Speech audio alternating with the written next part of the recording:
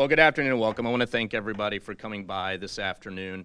We want to talk a little bit about tomorrow. We are tracking several events, and as always, we'll be working with the community to facilitate a safe afternoon and a safe morning, of course. In addition to that, we want to talk about our ongoing efforts when it comes to public order and crowd management. If I can steal a few words from Chief, we are a learning organization, and we are always looking for ways to adapt and improve our own practices. And in that spirit, for some time now, we have been working with an internationally recognized expert in the dynamics and psychology of crowd behavior and public order policing. That is Professor Clifford Stott, who happens to be in town this week. So he wants to share a few words about his work with the Bureau, work that's been going on for several years now. Assistant Chief Craig Dobson will also share a few words, and of course, Chief Day. And with that, we'll start with Chief Day. Thanks, Chief. Mike. Appreciate it. Spring is my favorite season. A lot of people don't believe that because I'm such a football fan, but I love spring, and today is a great example of that. I think tomorrow is going to be another great example of that. That's one of the reasons why I love living in the City of Roses, as we just begin to see the renewal, increased amount of people outside, and I would anticipate tomorrow for these events a lot of folks. So just be aware that we expect there to be a high number of people participating, which I find to be really exciting. I'm also greatly encouraged because we have had now, under my tenure of almost 19 months, several events, several demonstrations, which have really been able to put Portland on display, balancing those values that we talk about, the ability to express ourselves, to be able to really use the opportunity to make our points known, but also to do it in a way that's appropriate and safe for all of us. So I'm really grateful for that. The Police Bureau is actively engaged in the event planning for tomorrow. We are continuing to use our dialogue officers to reach out to planners, and we anticipate having resources available if there is a situation that arises. But I'm cautiously optimistic, based upon where we've been and where we're going, that we're going to continue to benefit from this opportunities that we have to be able to exercise our First Amendment right safely and effectively. I want to say thank you once again to the members of the Police Bureau. I want to say thank you to the members of the community and our elected leaders that I've spoken to about the events this week, that tomorrow and really around the region can be a great opportunity. So with that, you really want to hear from the experts, which Chief Dobson and Professor Stott, but of course I'll be available for questions afterwards. Craig? I wanted to echo the Chief's words as well. We're excited about tomorrow and the number of folks that we expect downtown. We're hoping that after the event or during the event, folks can stop by and shop and grab a bite to eat while they're in the downtown and really enjoy the downtown and see where we're at. Today, what we're here for is to be able to talk about kind of where we're going. Last year, we had the opportunity to apply for a grant in de-escalation, and in that grant it was the opportunity to bring in a renowned expert, as has been mentioned, to be able to have him come and look and work with us over what does it look like to bring dialogue policing into Portland, and so that we can do a better job of how we manage different events here in the public order realm. And so over the last year we've had numerous conversations, and this week Professor Stott was able to come in January and do a quick assessment for us. And then with that, we have started to build out training for our command folks, as well as our dialogue officers and others, to ensure that we're doing it in the best way for best practices, if you will, or the gold standard. And so with that, I'll turn it over and introduce Professor Stott so he can talk about some of his work. Good afternoon, everybody. I'm Cliff Stott. I'm a professor of social psychology based at Keele University in the UK.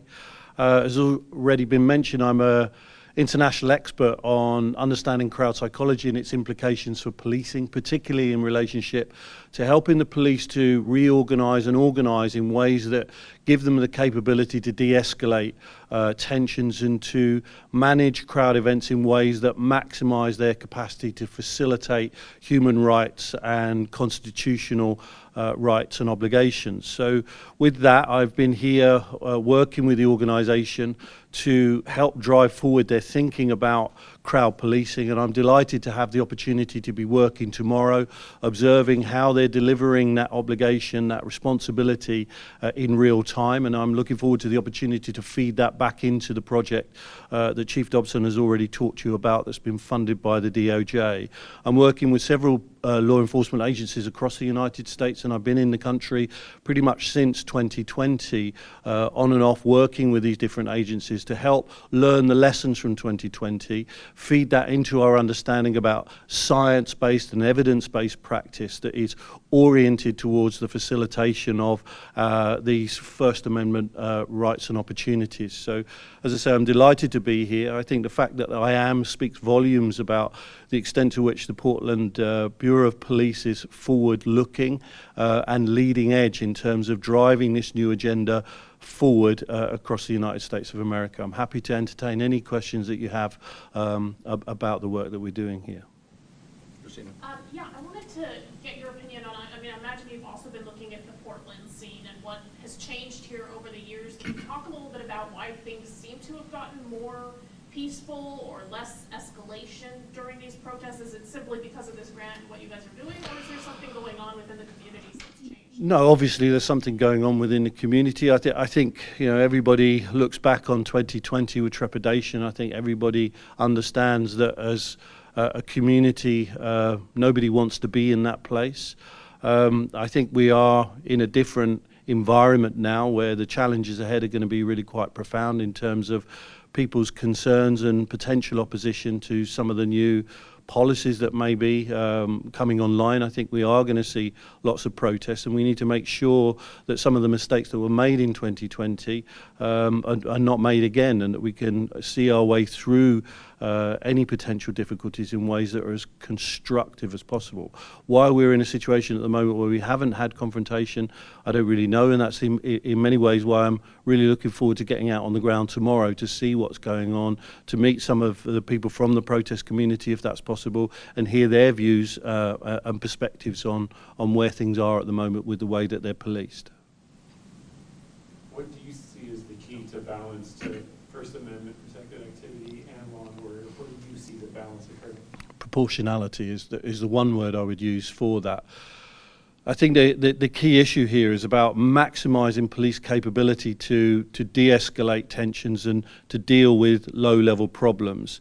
And the best way that we know internationally of shaping policing in that way is to empower what we call dialogue-led policing. And that policing is supported by a framework where strategically the police are oriented towards the facilitation of First Amendment rights. And I think the combination of that strategic perspective and that tactical capability gives the police the opportunity to understand realistically where the problems are and respond to them proportionately. And I think what we find across the world where we do this work is that where those factors are in place, we see a lot less escalation, we see a lot less confrontation. So I think all of this revolves around proportionality. What are some areas of improvement that you've identified at this department specifically since you started working with them? Well, certainly this department, looking back historically, was one of the early adopters of the work that I do and the dialogue-led model. When you adopt that, it is a rocky road. It's not a straightforward innovation. And I think that leading edge development very early on has positioned the Bureau very well to move to the next level. And I think that the funding from the DOJ and bringing me here has given us an opportunity to really take this forward and embrace that early adopter framework, take it forward and really push on to make sure that we can build on those early foundations and empower this dialogue and facilitation-led approach. Can you give us some examples of this evidence, or one of these evidence-based strategies? Let's say we have an event where there's a high risk of escalation. Yeah. What kind of tactics or strategies would you recommend police bureaus approach that type of situation? Well, as I've already mentioned, I think the main issue here is making sure that we don't let the fear of negative behaviour overwhelm our obligations and responsibility to facilitate the positive. And that's a key issue. It might sound trite, but it's actually a key issue in terms of understanding the strategic priorities for that organisation.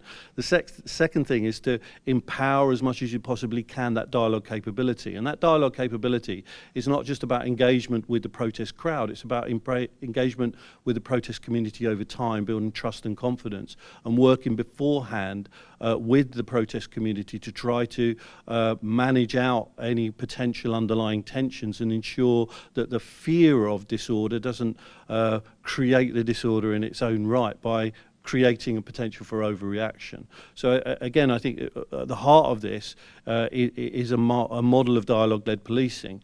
Now, this isn't just a theory. We work with police forces all over the world to deliver effective solutions. And much of the work that I do is actually in a European context where we deal with high levels of threat and risk in the context of soccer crowds and soccer competitions. And we have multiple examples of where we've applied this approach in a way that has managed to allow us to get through these very high-risk events without any confrontation whatsoever. And we must bear in mind that high risk does not mean that violence is actually going to occur. And we have to understand the ways in which the dynamics through which that violence occurs often involves police overreaction. And what we need to make sure is that we are driving forward with a properly evidence-led approach that draws information out through engagement with the community to ensure that we build legitimacy with that community and create an environment for self-regulation. Some of these groups do have some anti-police sentiment, potentially. How do you handle situations like that? What is the advice when there's things being yelled that are anti-police sentiment? What has happened in the past that you'd like to correct? Well, I think the wonderful thing about the First Amendment is that it's content neutral. It doesn't matter what people say. Everybody has a right to hold whatever view it is that they want to hold, and in many ways they have the right to express that view as well. I mean, in many ways, police hostility or hostility towards the police is often embedded in a historical antagonism that carries itself forward. And we need to understand that some people do have anti-police attitudes. Perfectly their right to hold those attitudes, but we need to work with the community to help the community to understand that there's no validity in that point of view. And that's the key issue here. It's about the extent to which those views don't represent what the police are here to do. They're here to facilitate First Amendment rights. We just need to make sure that we have a police force that's committed to delivering their service with that as a priority. And I'm sure that through a dialogue and facilitation-led approach, we will be in an environment where people have the right to express those points of view, and it doesn't lead to a circumstance where it unnecessarily flows into violence, criminality, and confrontation. So I guess my question then is, when that is happening, when there's anti-police rants or things like that going on, what are you advising the people who are standing on the opposite side to do, to say, to act? Well, I think your question it needs a little bit more clarity because, as I say, everybody's got the right to express a point of view. If what you're talking about is, does that point of view then turn into criminality? Well, clearly the police need to respond to criminality. And provided that that response to criminality is targeted at criminality and doesn't get into a situation where the police response is indiscriminate and starts to draw people into confrontation with the police unnecessarily, we should be able to deal with any circumstance where somebody starts to try to disrupt other protesters' First Amendment rights unnecessarily, and the police can respond with proportionality. The difficulty is how do we create a policing response that has proportionality within it? And again, all of the research and evidence shows us that if we have a dialogue-led, information-led, engagement-focused policing approach, we can deal with circumstances where criminality emerges in a much more targeted way. We can avoid the indiscriminate use of force that is a dynamic that unfortunately tends to compromise people's rights and draw people unnecessarily into confrontation because they feel concerned that their rights are being confronted unnecessarily. How do you process the difference between a group and certain individuals in the crowd? As many of us that shoot have seen, it's not the crowd that's the problem, it's the individual. How do you train for the individual as opposed to the crowd? Well, it's more about having the capability to generate accurate, real-time, what we call dynamic risk assessments. And the ability to do that is improved through police capability to engage through dialogue, because through that process they're in a position to work with the community to identify circumstances where people who've come along to these protests to disrupt them are much more easily identified and targeted. And indeed what we tend to find is that where the policing response is like that, the police don't need to respond because the community do it themselves. They recognise that these forms of behaviour are disruptive. They, like the police, don't want to have their demonstration and their First Amendment rights of peaceful assembly disrupted, and they tend to work with the police to undermine those who are seeking to disrupt that harmony. I'm curious, when you look at the protesting landscape across the country right now, Yeah. I'm curious how that compares to 2020 and 2016 when we saw similar, like, widespread protesting. What's unique about this moment we're seeing right now? Well, I think we're in 2025, and that's what's unique about it. I mean, we're in a very, very different environment now to 2020. We've got a new administration, a new political agenda. I think what we're going to see is a new kind of form of protest start to emerge, different sets of issues. People are not protesting now about what they were protesting about in 2020. Of course, the 2020 protests were triggered by a very, very unfortunate incident that related to the murder of George Floyd, and we ended up in a circumstance where a series of really violent confrontations emerged in this city and other places. But we should never lose sight of the fact that actually when we look at the 2020 protests in detail, they were overwhelmingly peaceful. Of the 2,400 protests that occurred in the US, only around about 7% of those became violent. So we should never lose sight of the fact that those 2020 protests were not in the majority violent. They're actually, the 2020 movement was overwhelmingly peaceful. Come back over here. There's been a couple protests this year already and in the Portland area already, and those have been majority peaceful and smaller. Do we have any expectations about the size of what's going to happen tomorrow or anything like that? And then also, do you think that the subject matter of this protest is maybe creating more of a peaceful atmosphere in general? Unfortunately, I'm a British national. I don't have too much background information on the nature of contemporary protest in Portland at the moment. So that's not something. I'm not in a position to really talk through that issue in any detail. But you know, I think where we are at the moment is in the early stages of a series of protests that are going to be evolving over several coming years that are bringing together a whole series of separate concerns into a potentially unified movement that could become quite significant in American society. So I think that handling the protests now in the right way is going to be really, really important in terms of building a foundational collaborative relationship in terms of how these protests move forward. Craig, can you address the maybe crowd size, just so we know? For our expectations for tomorrow, we expect at least several hundred, maybe 1,000, 2,000. Again, there's, you know, as we have assessed it, we're not concerned about it. We think it's going to be very peaceful and a great day for people to be outside, get their steps in, and be able to enjoy the weather. Is there any specifics that give you those expectations where you think that's making you optimistic? Is there any specifics that made you come to that decision? So for each event, we go through an assessment, as the professor was saying, a risk assessment that we're evaluating what is it that what's the cause, where are the people coming from, are we getting any indicators from outside or inside the groups that are going to be there for other purposes other than to simply share their First Amendment rights.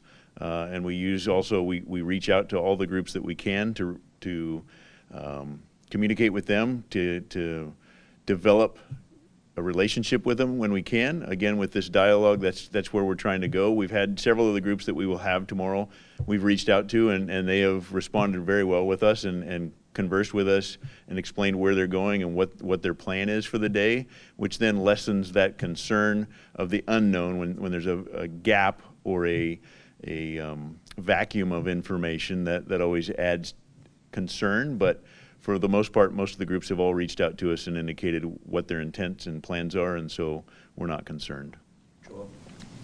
My question is also for you, Assistant Chief Dobson. So you talked a lot about the training and the communication with organizers. Are you guys doing anything to staff up or to, you know, are there going to be barricades? Like, what are some of the operational things that we can expect tomorrow? So I think largely you'll see the same in most cases. In each event that we look at, we make that assessment and then determine what our resources are. Again, we're not anticipating any trouble. We will have resources on hand to be able to, again, engage the crowd with our dialogue officers to help facilitate that. My biggest concern is someone either tripping and falling over and hurting themselves and being able to get medical attention to them. That's my biggest concern with the groups that we have coming tomorrow. Describe the perfect outcome for you. Tomorrow? Yeah. Tomorrow that they have an event, they are supposed to go for a walk, and that they are able to get their steps in, and that they then come downtown and go shopping, and that there's no need for the police to be there other than answer questions for them. Last question, Christina. Yeah, what are some of the risk factors that you have individuated, and is the weather one of them? Give that to me one more time. Warm weather? So yeah, I don't think we're at it. Weather is always a concern. Tomorrow's supposed to be mild and warm. I don't see that being a concern for us, but we always take the weather into consideration of that. We will, within our incident command post, we have fire with us, so that if we do have a medical emergency or some kind of heat-related event, we have medical there on site, and we can directly get them into where they need to go. What are the risk factors that you have looked at? We look at the factors of risk to the police, risk to the public, risk to the actual event itself. Are we going to see is there any indicators that we're going to see disruption of any kind? Is there any kind of disorder that's planned? And none of those are out there right now. All right, since it's a sunny Friday, two more, and that is it, Coin and Oregonian. Thank you. So my question is for either Day or Dawson, but we've seen a lot of what you guys have done to kind of de-escalate and to work on these public order events, but I know when things get out of hand, it's usually a mutual aid response. Are you guys translating that to your partners with OSP and your other partners? How does that work? Sure. So just an example, over the last 3 days, we've had a workshop where we invited all of our regional partners in to talk, and we've had great dialogue and discussions with Professor Stott, so that we're all on the same page, so that we all understand kind of where we're trying to go with this. And it was a very engaging conversation where I don't think anybody left doubting that this is not the direction we want to go. And so that's where that importance of having conversations and making sure we're reaching out on a regular basis and having these conversations with our other teams and other folks, I think is super important, so that we are all on the same page. Last question. Yeah, so yesterday I checked in with Portland Bureau of Transportation, and they said that a permit hadn't been filed for marching in the street, and I also checked with you, and you said you're encouraging them to do so. And from everything I can gather, they're planning like a 2-mile march tomorrow. How is PBB planning to handle that if they do move into the street and there is some sort of traffic disruption? Is it going to be pretty much hands-off? Is there any kind of plan in place for that? And have they actually, I reached out to Piedmont, and they haven't confirmed whether they have reached out for a street marching. So we work closely with our partners, and Piedmont's one of those that we work with. We always encourage anybody that is going to have a demonstration to get a permit, because that allows us to be able to identify what their routes are, the numbers that they're expecting, and also for us to better plan for what those routes are. It gives us the opportunity to reach out and talk. If their route is on a route that maybe is more busy traffic-wise, we might be able to reroute that so that we can have less impact on the rest of the public. In cases like tomorrow, we will do our best to ensure that everyone is safe and be monitoring that to see if there is a need for us to do traffic control, or because of it being Saturday and not a lot of folks downtown, that it can do it on its own. Thank you. I must say, in my 18 or 19 months here on the job, I don't think I've been at a news conference where Chief Day wasn't called up and asked question after question, but that really is a testament to who Professor Stott is, and really ultimately, our commitment to be a learning organization. And he really is a fascinating individual. And next trip down, we intend to do a podcast with him where we can go even deeper into his work and his studies. So be on the lookout for that. You heard Assistant Chief Dobson mention the workshops that happened earlier this week.